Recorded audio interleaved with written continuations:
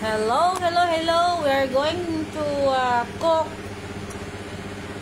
magluba, vegetables magluba, ingredients, bell pepper, green squash, tomato, eggplant, potato, and Arabic.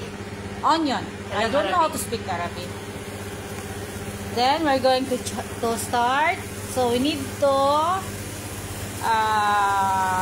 fry or not fry, saute, sot, isa ba? Bas hamsha. Hamsha. Chop fresh kusbara and Coriander. or coriander. Diba the same? Kusbara and coriander are the same. Same. And the garlic. Sino garlic in Arabic?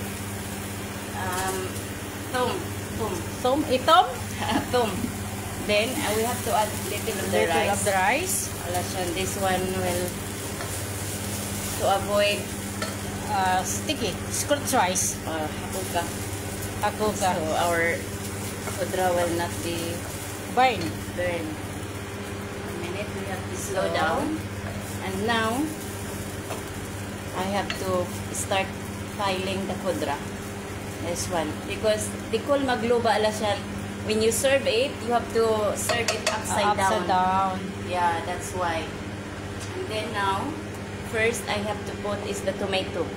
Because this tomato will not be easily burned. Maybe you're asking why the colors become yellowish because we rub it with mixed spices.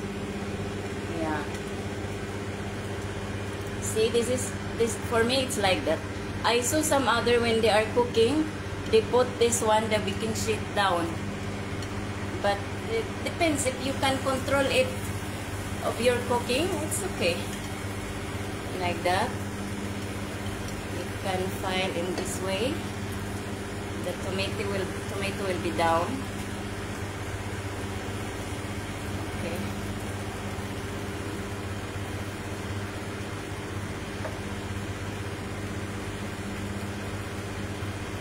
Sensya na because I don't know how to speak Arabic and I don't This know. is gara. In Arabic, this is gara. Yeah. Tomat. Tomato is tomat.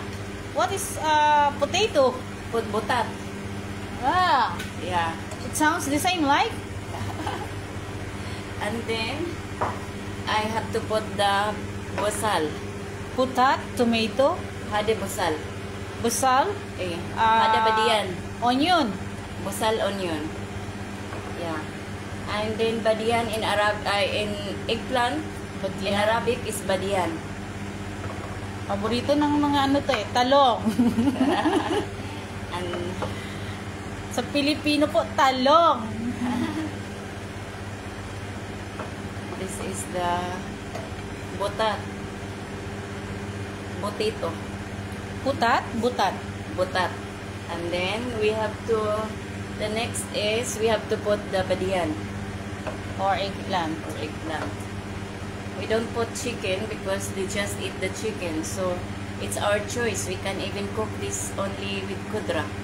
And this kind of cooking is served with the hus. You see your dagos, nice color. This is our dagos. Perfect. Perfect. So, This is only tomato sauce and first tomato. and then I have soya on this. Also, I have to put this bell pepper. If you have also bell pepper orange Color. or red, it will be nice color also. Any color. Yeah. And then But I need to put some of your dapos here. 1 minute. I need little of your dapos. Sandok. Yeah, so I can rub here. Mabaw ra man na. Okay lang. Not much. Okay.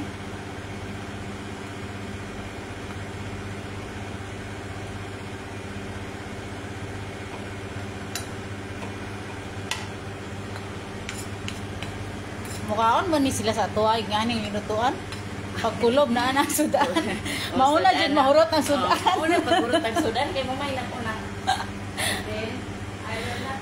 Looy ang ulahi mga kaon I ani. will put some here. Alas yan, there is color in this, and it's nice. There is some taste remain here.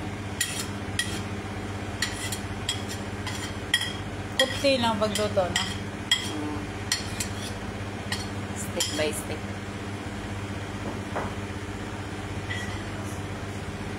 There is some of the taste here. Pag sa Pinas to pag pinataob mo, lalo na chicken yung nakalagay, talagang mauna yung chicken. Mauna yung chicken. Ubos na. Ubos rice na lang chicken. matira. Ang rice pa nandyan. Kawawa yung huling kakain. Oh. So, we're learning more Tagalog. Yeah. Mabubulol tayo pag Tagalog. Pwede ano na lang, English at saka Bisaya. Bisaya. Kasi pag nagsasabi kami ng Tagalog or nagsasalita kami ng Tagalog, naiiba kasi yung meaning sa amin naiiba. Kaya, now we have to add this all of the rice. We will cover the kudra. Kudra means vegetables. Yeah. And then later on, when we serve, we have to make it upside down. Upside down. Ipakulob siya ba? Ipakulob siya. So, ang dukot nasa ibabaw. Ang makita dito una, yung mga gulay, ay nakulob siya, di ba? This is their way cooking. Nice also. The taste is sa nice. Pinas, I like it. dito sa Samoa, once yung nagkaon kag dukot, meaning wala kay bugas. Dire ang dukot kailangan mo maglungag ka na siya ay tutong. Here they love the dukot. Oh, they love, especially when you cook it, you put more of the oil, the more dukot will be coming. So it comes like thick. The dukot is thick. Oh, they love it so much. There is haram. There is, so we have to put this. I need to add little of the water, alasyan, to be sure. That will be going to cook. Yeah, because the rice is only like half cooked. Just